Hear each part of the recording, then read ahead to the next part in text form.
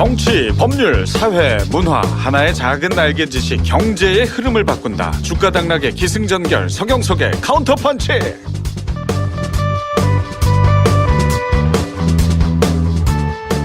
자, 오늘 함께해 주실 분들 청인인베스트의 오한결 대표, 손요로 팀장, KB증권의 이만준 과장, 그리고 문희정 국제정치평론가 자리하셨습니다. 반갑습니다. 안녕하세요. 네, 어서 오십시오. 자, 이제 손요로 팀장 서서히 자리를 잡고 있어요? 전문가가 돼서 돌아왔습니다. 기대해 주십시오. 아니, 처음 돌아온 게 아니라 처음부터 전문가로 자리하셨었어요. 그러니까 이번이 방문이 3회째인가요? 어떻습니까? 네, 지금 3회차인데 네네. 이제 한결 이제 목소리는 그대로인데 한결 대표 이름 막 네. 좀 지속적으로 발전하고 있다라고 예. 좀 말씀드리고 싶습니다. 오한결 대표 어때요? 실제로 지속적으로 발전하고 있는 듯 합니까? 열심히 발전하고 있는 것 같습니다. 네. 네. 출연했다고 자랑도 하고 공부도 많이 하고 있고요. 네. 사실 그 회사 내에서는 상당히 그 엘리트죠. 예, 여러 가지 실적도 좋고요. 공부도 원래 잘하는 친구고 공부도 잘하고. 근데 위트가 있어서 상당히 사람을 편하게 해주는 재주가 있습니다. 그렇습니다. 네. 네, 포장을 많이 하시는 거 보니까 뭔가 저희들이 모르는 이면이 있는 것 같아요. 예, 제가 장난스럽게 지난 방송 때 이제 뭐 좀 외모 좀 신경 써달라 그랬는데 원래도 외모가 준수하고요. 예. 예, 그리고 갈수록 더 신경 씁니다. 예, 머리도 상당히 힘 좋고요 오늘. 오늘은 이제 왁스 2배로 써가지고 그렇죠. 네. 근데 모자 썼었나 봐요. 왁스 바르고 모자를 썼는지 그 머리 중간에 구멍이 하나 크게 위쪽이 떡지고 아래 지금 바른 지 8시간이 넘어서 예, 마치 그 나뭇잎 형상의 야 이게 좀 이 비디오가 아닌 게 참 한스러울 정도로 영상 방송으로 돌려야 될 것 같아요. 예. 우리 손 팀장님 때문에라도. 그렇습니다. 자, 이만준 과장 한 주 동안 잘 지냈습니까? 예, 좀 너무 잘 지내서요. 예, 살만 찌고 있습니다. 아니 그 저 실제로 저 현재 몇 살인지 궁금해하는 저 청취자들이 계시거든요. 예. 제가 이제 나이 가지고 지난 방송 때 좀 농담을 해서 중년이라고 지난 네. 방송 때 좀 죄송합니다. 심리적인 그런 타격이 좀 있었는데 예. 일단은 아직 부록은 안 됐습니다. 30대 중후반. 후반. 후반이군요. 네. 상당히 관리 잘한 얼굴이에요. 네. 양심의 가책이 듭니다. 예. 어제도 술 먹었는데. 자, 저희 카운터펀치 반응 점점 늘고 있고 정말 진심으로 감사드립니다. 글들을 많이 올려주고 계세요. 최근에 진짜. 몇 분 또 소개합니다. 심심잉님, 방송 잘 듣고 있어요. 고맙습니다. 사회문화 정치 이슈들을 현실 경제로 풀어가는 방식이 참신합니다. 갈수록 다양한 주제를 기대해 볼게요. 저희가 뭐 경제를 중심으로 한 방송입니다만 사회의 다양한 현상들을 좀 담으려고 노력을 하고 있는데 더욱더 열심히 해보겠습니다. 손윤호 팀장 맞죠? 저희 방송? 네, 더더욱 다양한 주제를 좀 청취자분들께 알기 쉽게 전달해 네. 드리고자 노력하라는 예. 그런 말씀을 알아듣겠습니다. 방금 그 얘기는 제가 했고요. 뭐 좀 색다른 뭐 얘기 없냐 이거죠. 예. 색다른 내용은 잠시 후에. 자, 계속해서 타니 엄마님, 아무것도 모르고 시작한 주식 결과는 계좌에 박살. 방송을 청취하다 보니 왠지 안심이 됩니다. 좋은 정보 감사합니다. 이 주식 투자를 하고 계신 분 같아요. 네, 주부신 것 같고요. 엄마라는 아이디로 봐서는 아닐 수도 있겠군요. 예, 그냥 할 수도 있겠죠. 여성인 건 확실한 것 같고요. 아닐 수도 있겠군요. 아빠들도 가끔 좀 워낙 조심스러워하는 성격이라. 네. 자, 이런 저 개인 투자자들에게 혹시 뭐 간단한 조언 해주실 거 있습니까? 상투적인 거 말고요. 상투적인 거 말고요. 네네. 상투적인 거 말고 그냥 네, 솔직하게 말씀을 분산 드리면 투자하라 뭐 이런 거 말고요. 감성적으로 매매 안 하셨으면 좋겠어요. 오, 그 얘기는 무슨 얘기죠? 적어도 이론이라는 게 있고 수치화가 되어 있기 때문에 어느 정도 기업에 대한 분석이 가능해요. 주식은. 그렇기 때문에 재테크로 많은 분들이 사용을 하시는데 감성적으로 접근을 하시게 되면 심리적으로 버틸 수가 없어요. 손실에 대해서도 버틸 수가 없죠. 왜냐하면 이 기업에 대한 확신이 없으니까. 네. 그렇죠. 수익이 나도 본인이 수익을 낸 게 아니에요. 그건 얼마 안 있어서 다시 까먹을 수 있거든요. 네. 그렇기 때문에 감성에 취해서 주식을 하시면 큰일 날 수도 있다는 거 말씀드리고 싶습니다. 저도 뭐 이 주식 투자를 해봐서 합니다만 왠지 오를 것 것 같다 하고 샀다가 하염없이 떨어지고 있을 때 이때 이 참 개인 투자자들 정말 가슴 터지거든요. 그리고 이번에 좀 넣으면 그래도 본전은 건질 수 있을 것 같아라는 생각을 제일 많이 하시잖아요. 그러게요. 예, 그게 근데 제일 위험한 생각이죠. 네, 그럴 때 이제 그 어떤 지표적인 확신이 있으면 떨어져도 뭔가 버텨낼 수 있는 힘이 있다 이 얘기이신 거죠? 우선 이제 원칙이 중요하지만 지금 청취하신 분들께 좀 도움되는 그런 이야기를 하고 싶으면은 지금 당신 생각하는 반대로 해라. 그거 이거 너무 무모한 얘기인데? 그거야말로 가장 감성적인 얘기 아닌가요? 당신의 생각과 반대로 투자하라. 대표님 말씀하시던 아무리 원칙이 있어도 네. 나좀 찾지 마. 매매 못 하시는 분 계시단 말이죠. 그러면은 그때 한 번쯤 생각해 보면 아 내가 여태까지 해왔던 걸 반대로 해보면 어떨까? 그거 보시고 안 되시면 댓글 달아주시면 되잖아요. 네. 네?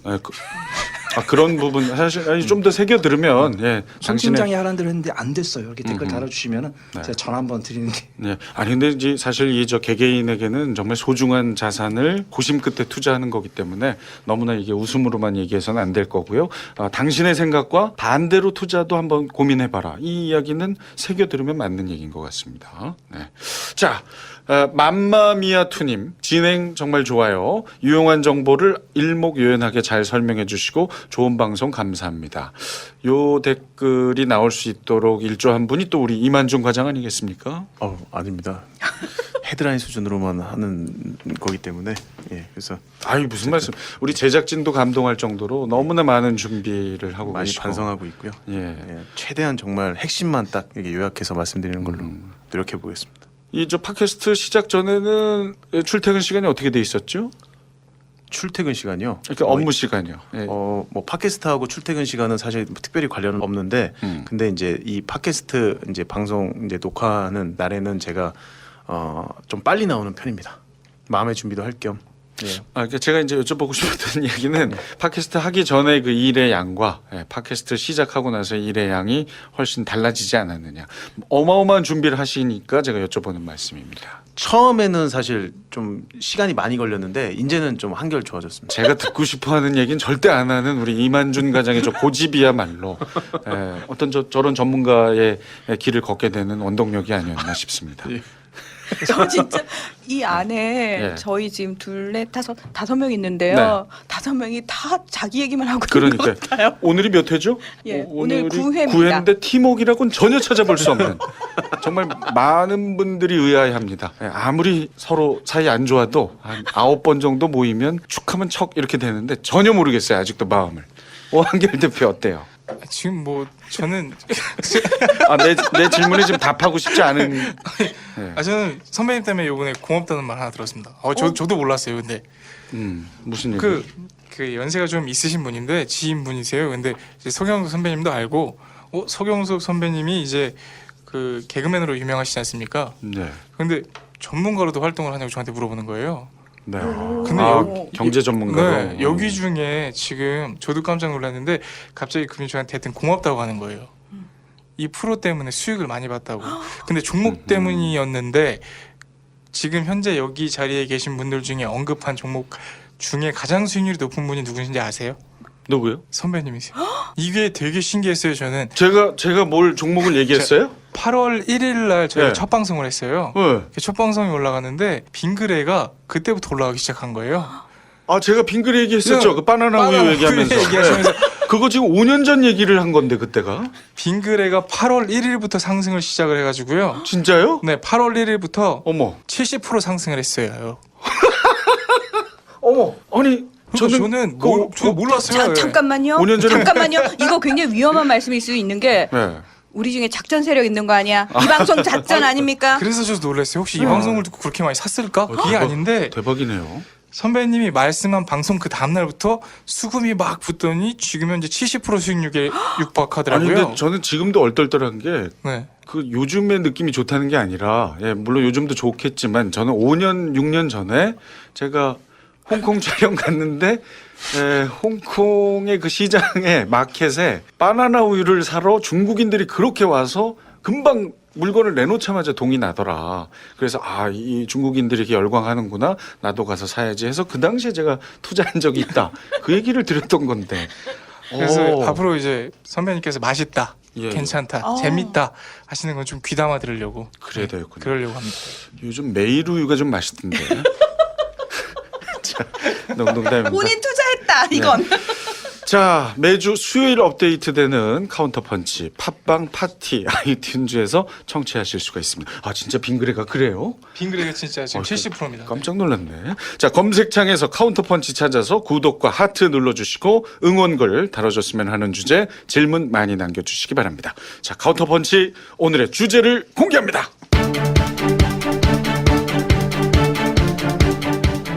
선진국부터 개발도상국까지 빠른 속도로 세계를 집어삼키던 차이나머니가 국제적인 타겟이 되고 있습니다. 고금리 사채놀이 혹은 핵심 기술 빼내기 수단. 논란에 휩싸인 차이나머니의 진실은?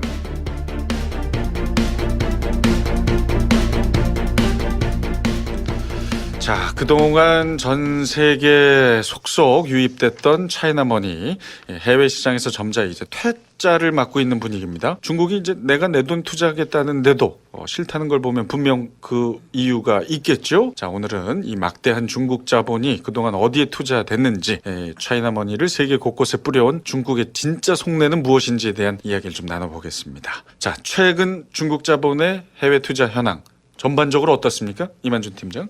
예. 과장입니다. 네네. 갑자기 승진한 느낌. 아, 그 상당히 직급에 예민하죠. 나쁘진 않았어요. 예, 그저 KB 좀, 형님이 상사라고 느껴졌어요. 감사합니다. 예, 그 현재 팀장에게 한 말씀 하시죠. 열심히 하겠습니다. 예, 그 팀장님 성함은 어떻게 됩니까? 이거 밝힐 수가 없습니다. 알겠습니다. 네.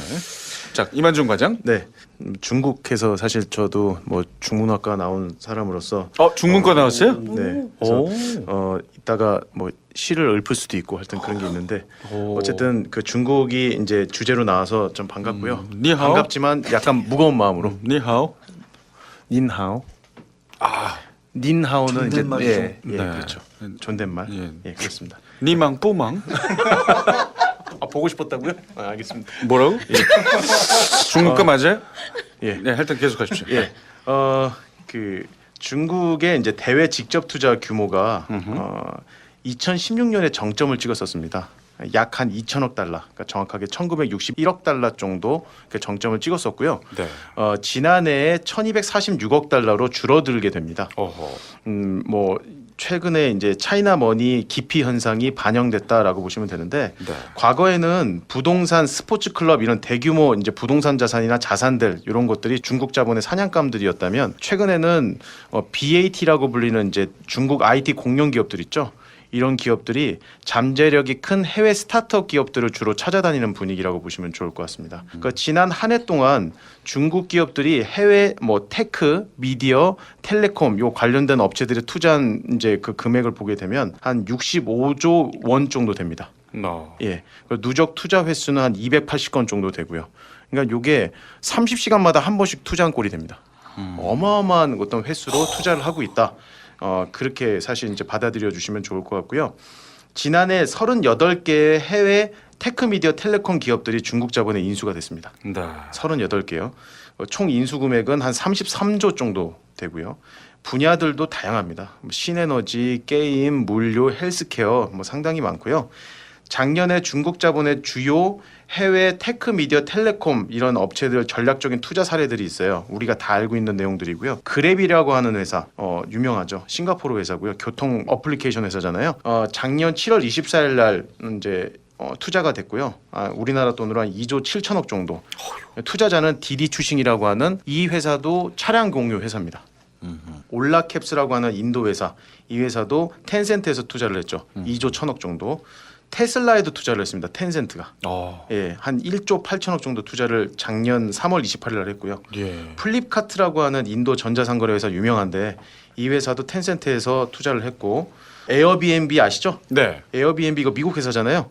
이거는 중국 투자공사에서 10억 달러 정도 투자를 했습니다. 예. 뭐 상당히 이제 투자 규모나 또는 이제 지금 바운더리가 상당히 다양하고 넓다라고 보시면 되고요. 지금 그러면 이제 기업별로 투자 횟수를 작년에 이제 보게 되면은 텐센트는 28번을 투자를 합니다. 예. 알리바바는 13번이나 투자를 하고요. 푸싱그룹이라고 하는 데가 7번. 예. 그리고 상하이 자동차 그룹 파트너스에서 한 6번, 디디 추싱이 한 5번 정도 투자를 한다라고 보시면 되고요. 그렇다면 이 중국 자본이 테크, 미디어, 텔레콤 이 분야에 국가별 투자 비중이 있을 거잖아요. 네. 그거를 간단하게 좀 보면 좋을 것 같은데 미국이 48%로 압도적이고요. 인도가 14%, 영국이 6%, 이스라엘 5%쭉 나와서 우리나라도 한 3% 정도 됩니다. 예. 국가별로 미국 기업이 절반 가까이 투자가 쏠린 그런 상황이라고 보시면 좋을 것 같고요. 미국 시장에 126회 투자를 하게 됩니다. 지난해. 그리고 13개의 기업을 인수를 했습니다. 예, 총 투자 금액은 19조 정도 되고요. 예. 일단 뭐 상당히 공격적이라고 보시면 되고요. 근데 이게 좀 부정적으로 비춰지는 경향이 있는데 중국 자본이 그 실리콘밸리는 물론 전 세계 혁신 스타트업들의 새로운 돈줄이 되고 있다는 그런 평가들도 있어요. 예, 그래서 앞서 중국 자본의 전 세계 부동산 시장을 휩쓸었거든요. 예, 휩쓸었고 부동산 가격들을 많이 올렸었던 그런 사례들이 있었는데 글로벌 이런 이제 테크 기업들의 중국 자본이 대규모로 투자되면서 판을 키울 수 있다는 시각도 존재하고 있는 상황이기 때문에 네. 부정적으로만은 볼 수 없다. 그렇게 보시면 좋을 것 같습니다. 자, 그랬던 중국 자본의 해외 투자가 갑자기 이제 줄었어요. 줄은 게 안 한 게 아니라 이제 거부당하는 느낌이다. 이 이유가 뭡니까? 그러니까 지금 말씀 들으신 것처럼 뭐 첨단 산업뿐만 아니라 에너지, 사회 기반 시설, 뭐 온갖 산업계 전반으로 사실 중국 자본이 급격히 들어오면서 자국 경제에 중국의 영향력이 커지는 것에 대한 경계감이 커지고 있는데요. 아하. 게다가 기술 유출 우려도 커졌기 때문입니다. 우리나라가 직접적으로 당한 부분이 2004년 쌍용차를 인수한 상하이차가 한국에 투자나 고용 창출을 하지 않은 채 자동차 생산 기술을 빼가고 조기 철수를 하게 되죠. 그래서 논란이 일기도 했었고요. 그리고 지금 말씀하신 것처럼 실리콘밸리에 이렇게 대규모로 투자가 들어가잖아요. 네. 실제로 미중 무역 전쟁이 벌어졌을 때 미국 측은 정부에 반해서 기업들이 당장 무역 전쟁을 멈춰야 한다라고 영향력을 행사를 하는 거거든요. 그러니까 중국이 노린 게 그건 겁니다. 그러니까 차이나머니의 무서운 점이 뭐냐면 단순히 기업을 먹어 들어가는 차원이 아니라 그 나라의 정치력을 행사를 한다라는 거죠. 그래서 이미 그 부분에 대해서 선진국에서는 대응책들을 다 세우고 있는 상황인데요. 네. 뭐 트럼프 미국 대통령은 지난해 8월 14일 이 중국의 지식재산권 위반 여부를 조사하는 내용의 행정각서에 서명을 했고요. 그래서 중국 최대 통신 장비 업체 화웨이에 미국 기업 인수를 제안을 했지요. 그리고 또 조만간 이 외국 자본의 미국 기업 인수에 대한 투자 승인 여부를 심의하는 외국인 투자심의위원회의 권한을 강화하는 법안에 서명할 예정이라고 합니다. 네. 이유도 마찬가지입니다. 이 외국 자본들의 손에 들어갈 경우 민감한 기술 유출이라든지 또는 국가 안보에 영향이 우려되는 EU 기업의 M&A에 대한 심사를 강화하겠다라고 이미 지난해부터 벼르고 있는 상황이고요.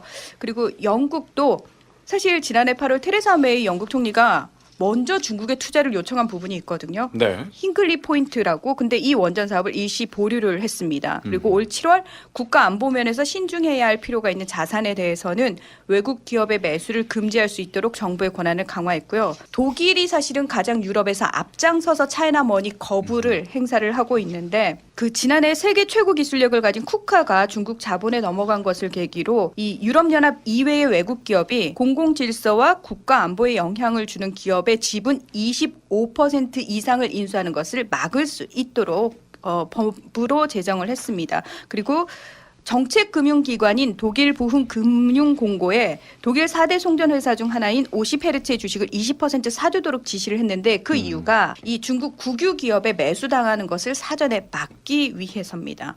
네. 그리고 미국이 사실 가장 많은 투자를 받고 있지만 그 다음으로 호주도 만만치가 않은데 문제는 뭐냐면은 호주는 실제로 정치인이 중국 사업가로부터 개인 채무 변제를 위해서 돈을 이렇게 중국 사업가로부터 받은 게 그러니까 정치 자금을 받은 게 발각이 돼서 그것도 네. 노동당 의원입니다. 근데 이분이 실제로 당론과는 반대로 남중국해에 대해서라든지 다른 정책에 있어서 친중적인 아하. 성향을 많이 피력을 하는 거예요. 그러니까 호주에서는 아 뜨거 싶은 거죠. 그러니까 정치계까지 차이나머니의 영향력이 뻗쳐 들어오니까 아, 이거는 이대로 놔둬서는 안 되겠다라고 해서 외국인 투자심의위원회 심사를 반드시 거치도록 하는 법안을 만들었습니다. 네, 전체적으로 좀 정리를 해주셨어요. 단순 경제적인 투자가 아닌 정치적인 영역까지도 넘보는 투자고 또 그 나라의 기술을 빼오는 네. 그런 아주 얌체 같은 투자인 가능성이 발각이 돼서 자, 좀 자세히 좀 살펴보겠습니다. 아까도 말씀하셨지만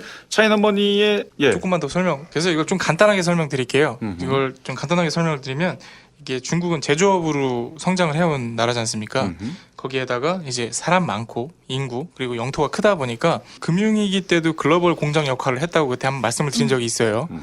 그러면서 자본을 모았습니다. 제가 선배님께 여쭤볼게요. 선배님이 한 1,000조 있습니다. 1,000조. 네. 근데 자동차에 대한 지식이 하나도 없으세요. 근데 자동차를 만들 수 있는 회사를 만드실 수 있을까요? 1,000조 있으니까. 그 돈만 많고 텅 비어 있는 사람인데. 근데 나는 자동차를 만들 수 있는 회사를 갖고 싶어. 네. 근데 1,000조나 있어. 네. 가능하시지 않을까요? 제 생각에는 그런 인력들 모아서 그 어마어마한 자본으로 만들 수는 있을 것 같은데 왜요? 딱 중국이 현재 그렇게 돈을 쓰고 있는 겁니다. 그래요? 그러니까 그 제조업으로 커하기 때문에 기술력에서 많이 뒤처진 부분들을 자금으로 자본으로 충당을 하는 거죠. 아하. 그러니까 이 뭐 쿠카라든지 그런 기업들한테 이 기업들은 돈이 필요하고 또 그 오너 입장에서는 내 기업이 비싸게 팔리면 득이지 않습니까? 그렇다 보니까 중국에 넘어가는 기술력이 좋은 회사들이 많은 거죠. 아하. 네, 이제 그렇다고 보시면 될 것 근데 같습니다. 그거에 이제 제동이 걸리기 시작했다. 맞습니다. 예, 그 방금 저 문희정님이 얘기하신 여러 곳에서 지금 그런 현상들이 일어나고 있는데 개발도상국은 어떻습니까? 방금 이제 주로 선진국 위주로 설명해 주셨는데 아프리카가 특히 그 사실상 중국의 경제 영토다 이런 얘기가 나올 정도거든요. 아, 예, 맞습니다. 이제 아프리카는 9년 연속 중국의 최대 무역 파트너이고요.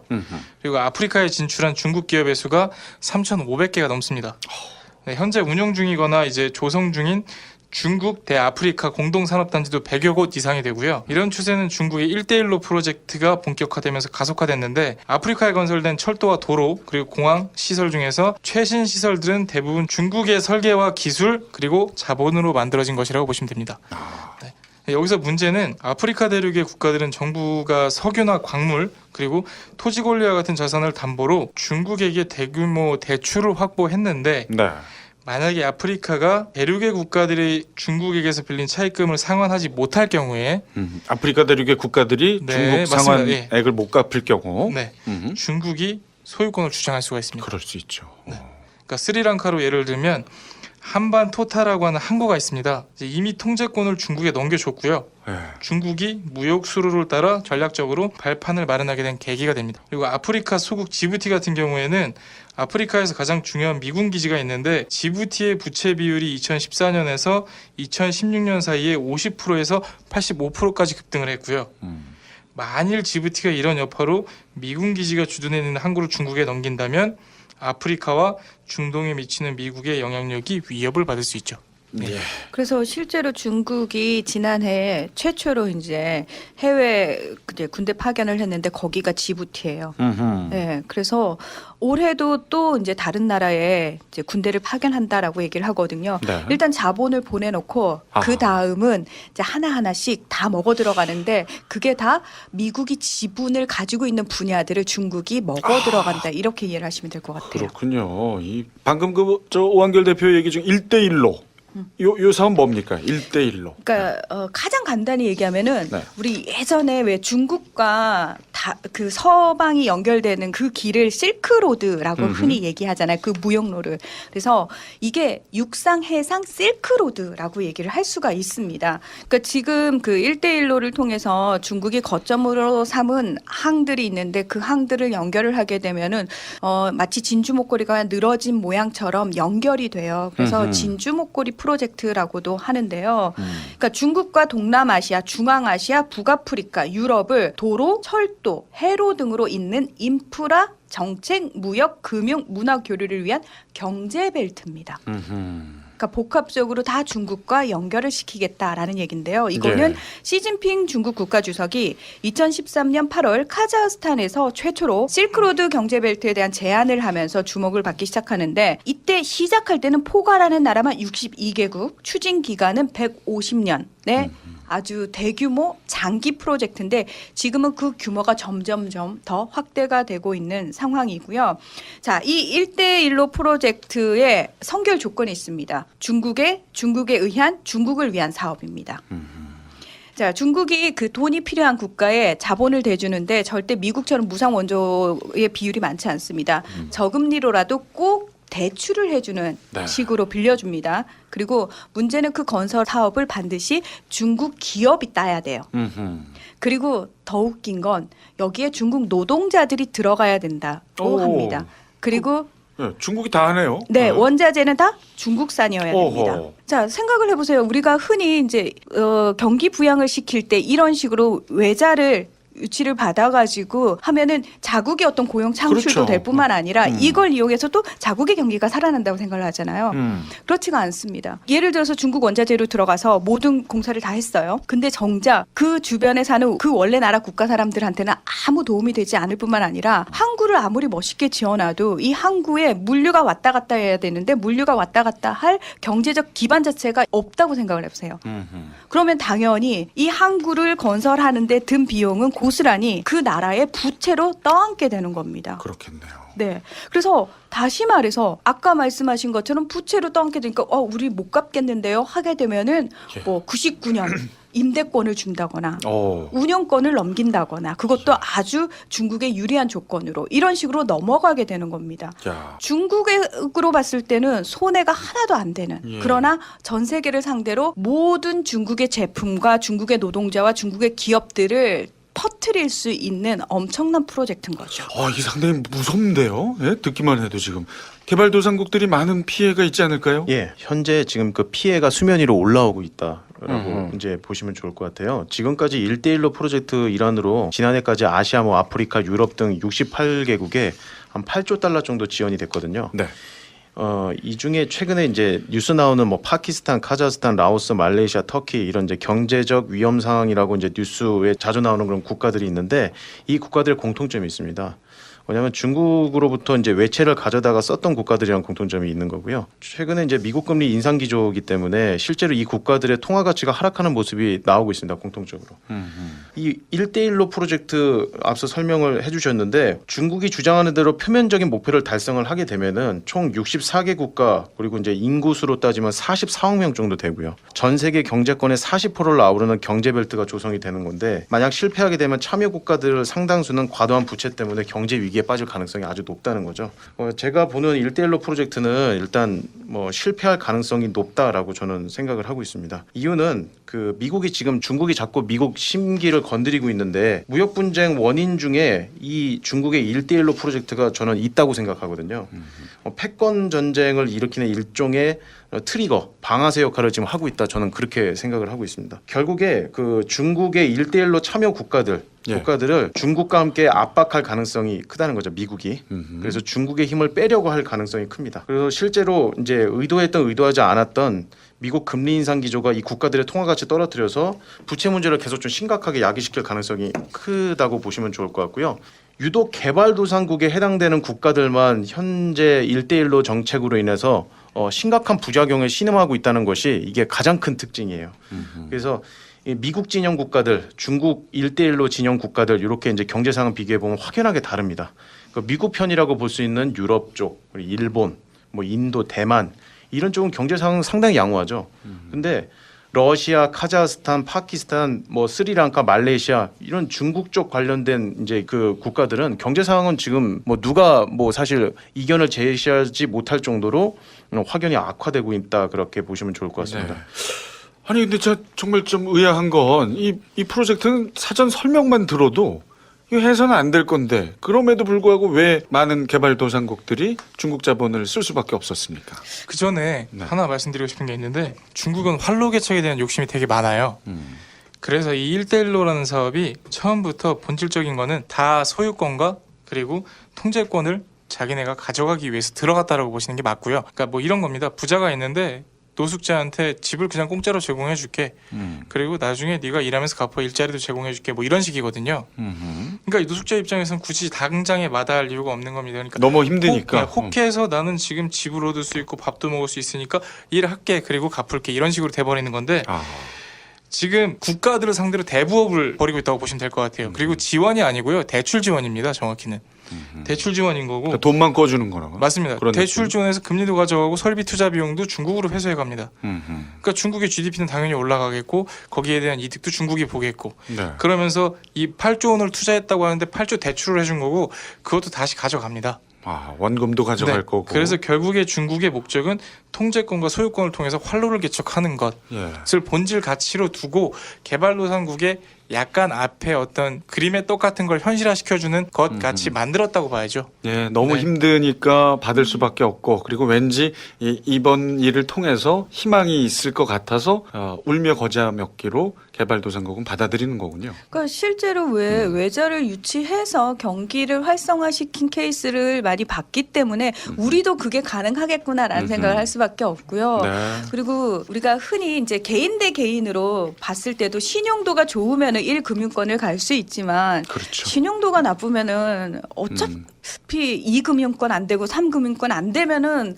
손대면 안 되는 곳까지 갈 수밖에 없는 찾게 상황이잖아요. 근데 그 국제사회에서 보면 1금융권을 그러니까 주도하고 있는 나라가 결국 미국이거든요. 근데 우리도 왜 IMF 외환 위기를 겪어봐서 알겠지만 이 IMF가 돈을 빌려주면서 그저 좋은 마음으로 꼭 네. 경기 살려서 우리한테 갚아 하지 않아요. 고금리라든지 고강도 구조조정까지 같이 요구를 해서 그 경제의 어떤 체질 자체를 바꿔버린단 말이죠. 그러니까 그런 거에 이제 각 나라들이 알고 있고 이미 그 금융권이 미국 중심으로 돌아가고 있는 걸 다 아는 상황에서 그러면 우리나라가 신용도가 있어서 채권을 발행해서 국가 재정을 확충할 수 있느냐? 그것도 아니다. 근데 어느 날 갑자기 미국만큼 큰 나라라고 생각했던 중국이 딱 나타나서 아하. 심지어 세계의 시장이기도 하고 세계의 공장이기도 하잖아요. 얼마나 달콤한 유혹을 하는 겁니까?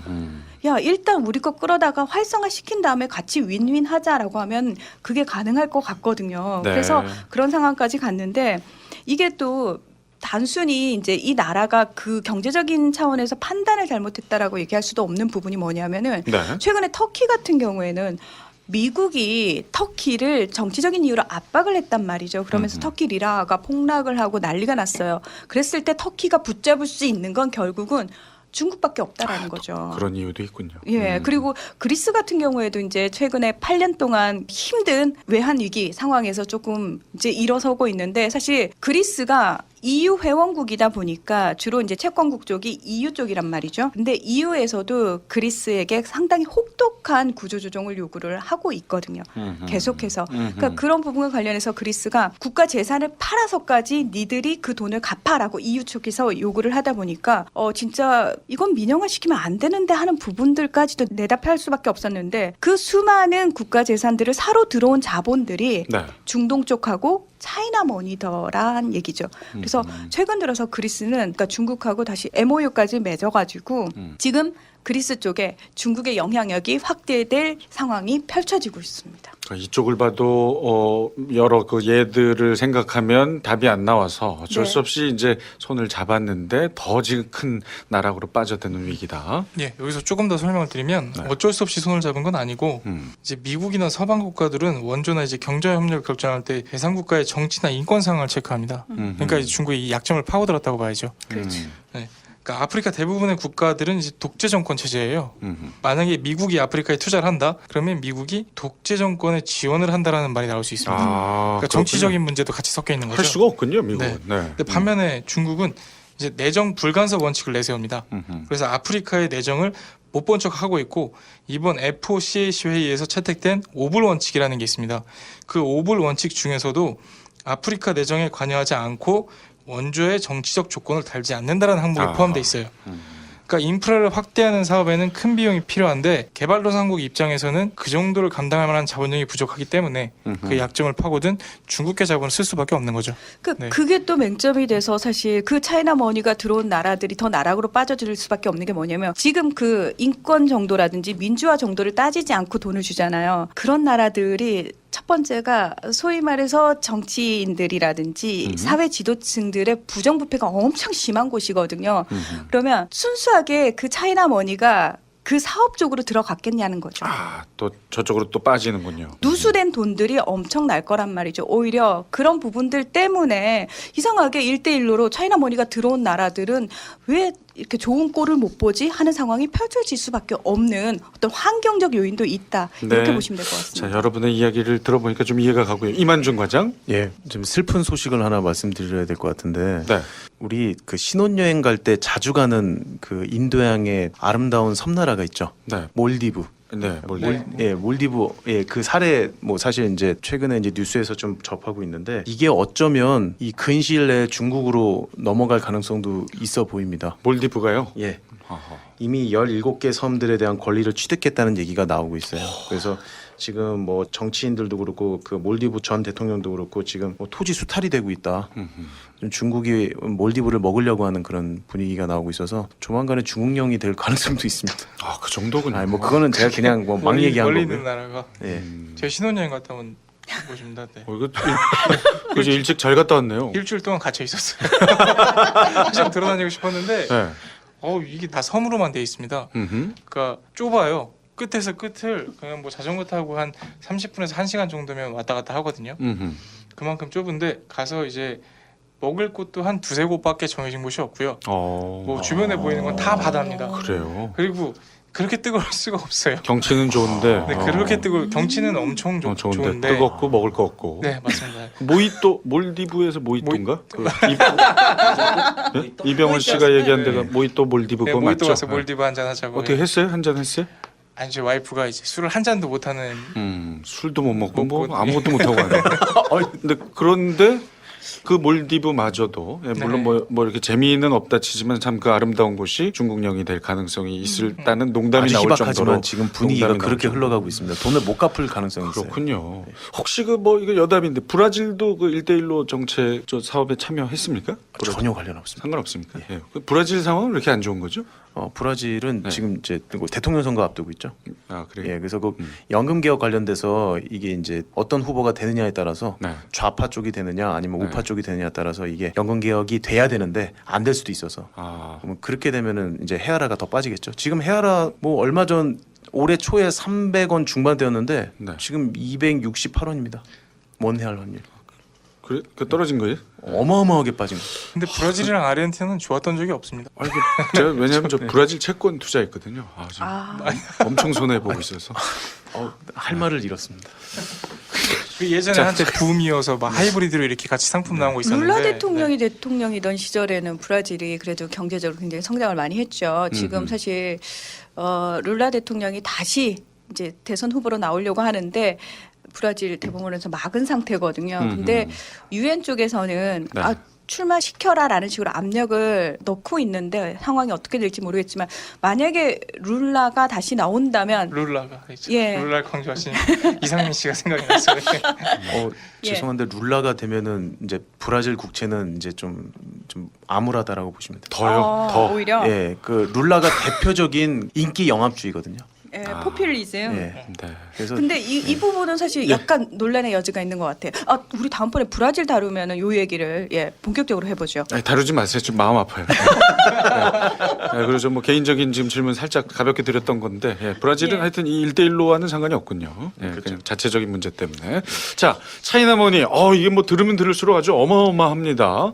여러 곳에 여러 분야의 피해를 입고 있는데 부동산 시장에도 문제를 일으킨다. 요거는 무슨 이야기입니까? 자, 부동산 가격이 엄청난 버블을 만들고 있는 게 중국 자금이 맞습니다. 그러니까 지난해 중국인들의 부동산 투자가 이제 사상 최고치를 기록을 했어요. 그러니까 부동산 투자 관리회사 JLL 존스랑 라살르에 따르면 2016년 중국인의 해외 부동산 투자액이 전년 대비 53% 증가했고요.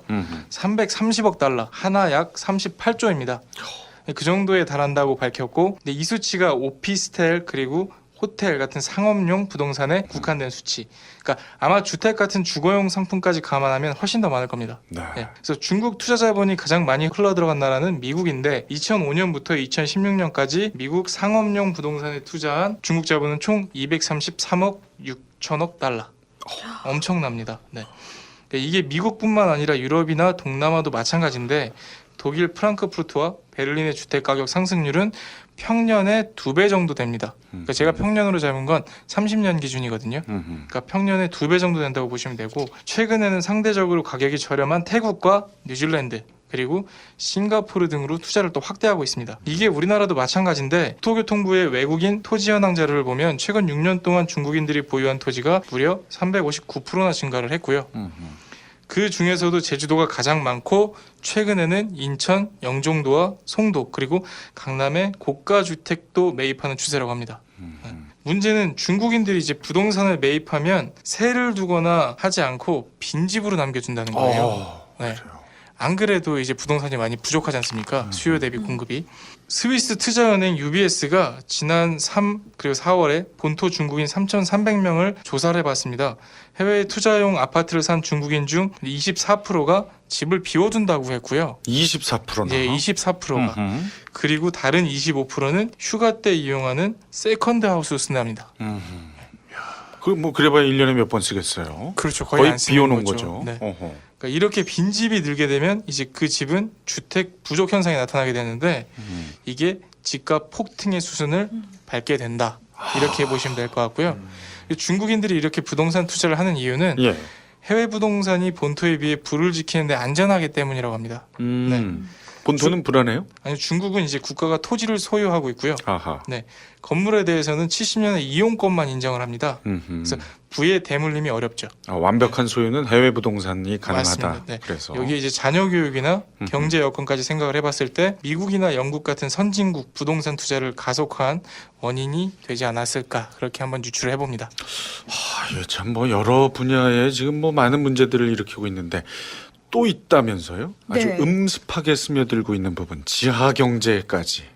그러니까 이게 해외에서 이 많은 이제 차이나 머니들이 중국 정부가 또는 국영 기업을 통해서 투자하는 것 이외에도 사실 일반 시민들도 저런 식으로 부의 대물림을 위해서 많은 돈을 유출을 하고 있잖아요. 그러다 보니까 이제 중국 정부가 약간 규제를 가하기 시작을 했거든요. 자, 이렇게 되면은 중국 사람들이 그럼 이제 이렇게 하면 안 되겠구나가 아니죠. 불법적으로 이렇게 유출을 하게 되는데 그러니까 국영 기업과 일부 민간 기업을 제외하고 이 불법적으로 유출되는 차이나 머니가 상당한데 그 돈들이 전 세계로 쫙 뻗쳐 나가서 어디에 얼만큼 투자가 되고 있는지조차도 사실은 정확히 알 수가 없다라는 게 문제입니다. 2017년 2월 27일 중국 국가외환관리국이 불법으로 외화를 창출한 선전 소재 기업 6곳을 적발을 하는 한편 500억 위안 규모의 지하 경제를 단속하는 등 큰 성과를 거뒀다라는 보도가 나왔는데 그러니까 이게 지금 얼마 정도냐면은 8조 2,445억 원이거든요. 단지 6개 기업만 조사했는데 해외로 불법 유출된 규모가 요 정도라는 얘기입니다. 그래서 실제로 그 미국의 소리 방송은 국제 반부패 단체인 지구금융성실기구가 발표한 보고서를 인용을 해서 2012년입니다. 지금으로부터 이제 6년 전이죠. 중국의 불법 유통 자금 규모가 2,496억 달러, 우리 돈으로 274조 5천억 원에 달해서 세계 최대 규모를 기록했다고 보도를 했는데 요 당시 우리나라 국가 예산의 73%에 달하는 수준이었습니다. 그리고 지금은 이것보다 훨씬 많겠죠. 어마어마하네요. 네. 자, 오늘 1부에서는 세계를 좀먹고 있는 차이나머니에 대한 이야기 가볍게 일단 좀 들어봤고요. 2부에서는 이 차이나머니 이면에 감춰진 그 무서운 속내에 대한 이야기를 좀 더 자세히 해보겠습니다.